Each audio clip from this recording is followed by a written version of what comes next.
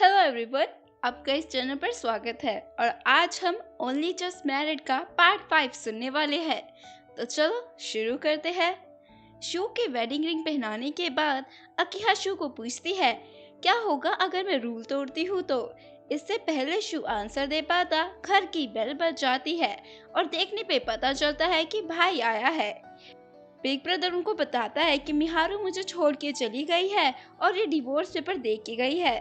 Show ये सुनकर विश्वास ही नहीं कर पाता। वो मिहारू को ढूंढने के लिए जाने लगता है। अकिया उसे कहती है, तुम्हें पता है मिहारू कहाँ पर होगी? शू कहता है, पता तो नहीं है, लेकिन मैं कुछ भी करके उसको ढूंढ ही लूंगा। अकिया शू को समझाती है कि यू एमलेसली उसे ढूंढना सही नहीं होगा, बल्कि समय की बर्बादी ही होगी। बिग ब्रदर उन्हें बताता है कि मिहारू बच्चों वाली बात से थोड़ी दुखी थी, शायद इसी कारण वो घर से चली गई। इसके बाद भाई भी अपने घर चला जाता है।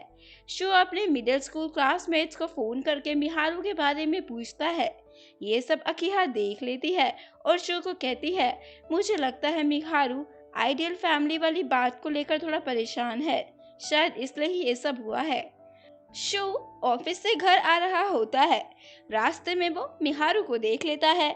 मिहारू शू को देखकर भागने लगती है, लेकिन शू उसे रोक लेता है और अपने घर ले आता है। मिहारू ने बताती है कि मैंने डिसाइड कर लिया है कि अब मैं असाई कुन के साथ नहीं रहूंगी। शू कहता है, क्या तुम बच्चों वाली बात से दुखी हो? मिहारू कहती है, बात वो नहीं है। मैंने असाई कुन से पूछा कि मैं फर्टिलाइजेशन का प्रोसेस रोकना चाहती हूँ, तुम इसके बारे में क्या सोचते हो?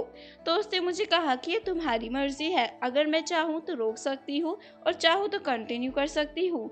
मिहारू इस पर कहती है, वो कभी मुझे बताता नहीं है कि वो क्या चाहता है, वो हमेशा ही मेरी खुशी के बारे में सोचता है।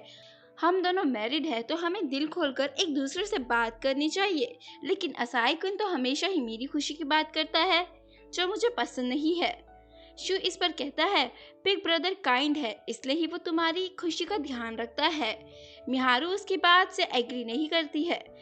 मिहारू कहती है, मैं कोई और जगह ढूंढ रही हूँ, जैसे ही मुझे मिल जाएगी मैं वहाँ पे रहना शुरू कर दूंगी। शू कहता है, क्यों ना तुम हमारे साथ रहो जब तक तुम्हें कोई जगह नहीं मिल जाती। अकीहा ये सुनकर बिल्कुल भी खुश नहीं होती, क्योंकि उसे डर होता है कि शू और मिहारू अगर एक साथ रहे तो शायद वो शू को खो देगी।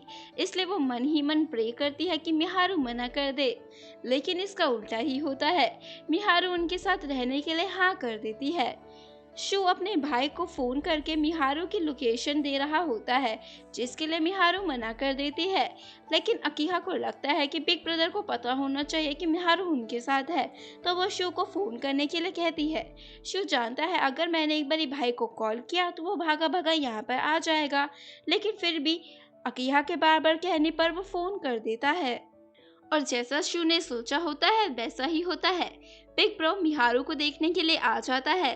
शू से मिलने से रोकता है। बिग ब्रदर कहता है, मुझे लगता है मिहारू बच्चों वाली बात से नाराज नहीं है, बल्कि बात तो कुछ और ही है। क्या मिहारू ने तुम्हें बताया कि वो किस बात से नाराज है?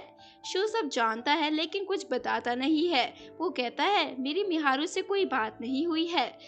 अकीहा अपना कमरा मिहारू को दे देती है, तो वो शू को कहती है, मैं सोफे पे सो जाऊंगी। शू कहता है कि मिहारू को सस्पिशियस कर देगा हमारे रिलेशनशिप के बारे में, क्यों ना तुम मेरे कमरे में सो जाओ। अकीहा कहती है, ये भी ठीक है, तो तुम्हारे पास एक्स्ट्रा मैट्रेस है क्या? शू मना कर देता है। अकीहा कहती है, कुछ नहीं होता, मैं जमीन पर सो जाऊंगी। अब शू उसके लिए भी मना कर देता है और कहता है, क्यों ना हम दोनों ही जमीन पर सो जाए।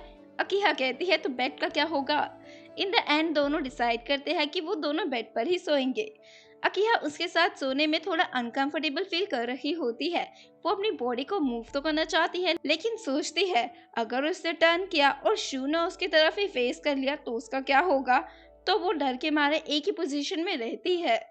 शू अकीहा को कहता है, मुझे बहुत बुरा लग रहा है, मैं सोचता था कि मिहारू भाई के साथ बहुत खुश है, लेकिन ऐसा बिल्कुल भी नहीं है। अकीहा अगले दिन उन लोगों के साथ ब्रेकफास्ट करने की बजाय स्मार्ट गाय के साथ ब्रेकफास्ट करती है। वो उसे घर पर चल रही सिचुएशन के बारे में भी बताती है। स्मार्ट गाय उसको कहता है, तुमको डर नहीं लग रहा है क्या? अकीहा कहती है, डर किस बात का? स्मार्ट गाय कहता है, तुम्हारा हस्बैंड और उसका फर्स्ट लव दोनों एक ही घर में रह रहे हैं, क्या पता वो उस पे चांस मारे। अकीहा इस पर कहती है शू ऐसा लड़का नहीं है, वो तो बस मिहारू को हमेशा खुश देखना चाहता है। ऑफिस से अकीहा घर आ जाती है और देखते हैं कि मिहारू और शू क्लोज है। अकीहा ये देखकर अब डरने लगती है। अकीहा को देखकर मिहारू उससे दूर हो जाती है और शू अपना स्पेक्स निकालकर क्लीन करने लगता है। असल में बात कुछ और ही होती है। अकीहा के आने से पहले शू मिहारू से बात कर रहा होता है। शू से कहता है तुम एक बारी भाई से बात क्यों नहीं करती हो, मुझे लगता है अगर तुम उनसे बात करोगी तो वो तुम्हारी बात जरूर समझेंगे।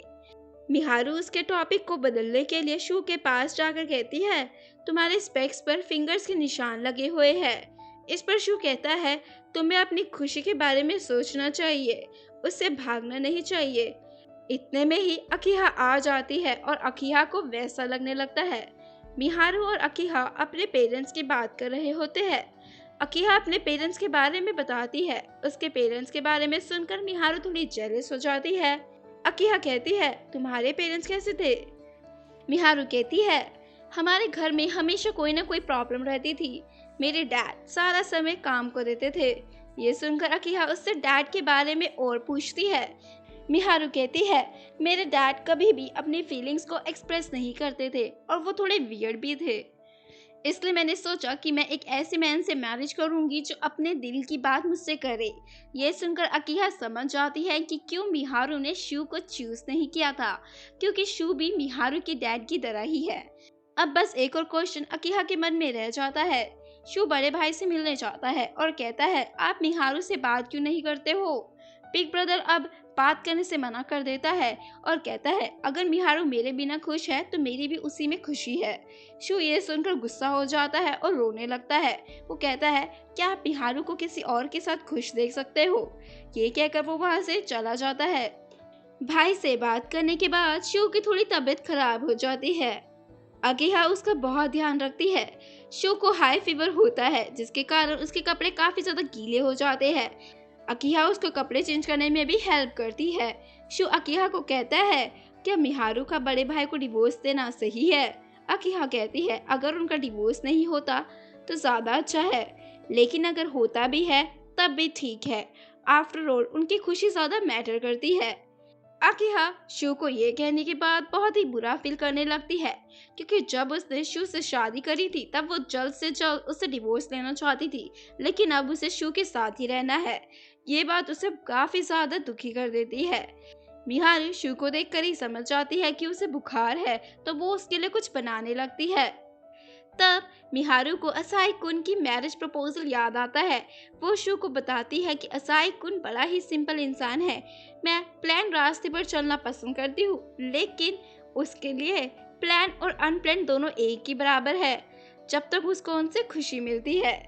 ये सुनकर शू कहता है तो तुम मेरे भाई को पसंद करती थी? मिहारू कहती है तभी तो हमारी शादी हुई। शू ये सुनकर खुश हो जाता है। तभी उसे मॉम का फोन आता है कि असाई कुन का एक्सीडेंट हो गया है। ये सुनकर मिहारू काफी ज्यादा डर जाती है और भाग के हॉस्पिटल जाती है। असाई कुन आराम से लंच कर रहा होता है। मिहारू उसे बहुत डांटती है और कहती है अगर तुम्हें कुछ हो जाता तो मैं क्या करती? असाई कुन मिहारू को अपने पास खींच लेता है और कहता है मैं नहीं जानता कि मुझे क्या चाहिए, लेकिन मुझे एक बात जरूर पता है कि मैं तुम्हारे चेहरे पे हमेशा खुशी देखना चाहता हूँ। धीरे धीरे दोनों के बीच में सब ठीक होने लगता है। मिहारू शू का घर छोड़कर वापस अपने घर जाने लगती है। वो उनकी मदद के लिए उन्हें थैंक यू कहती है। मिहारू के जाने से पहले अकीहा उससे अपना लास्ट क्वेश्चन पूछती है। वो कहती है क्या कभी तुमने अपने डैड की पर्सनालिटी वाले आदमी को प्यार किया था? अकीहा का क्वेश्चन सुनकर मिहारू कहती है पास में कुछ नहीं रखा है, प्रेजेंट को एंजॉय करो। अकीहा समझ जाती है कि मिहारू शू को पसंद करती थी। वो इस बात को प्रोसेस कर ही रही होती है कि तभी शू उसके कमरे में आता है और उसकी मदद के लिए उसे फिर से थैंक यू कहता है। अकीहा शू को खुश देखकर समझ जाती है कि उसने अपना दिल का शटर खोल दिया है।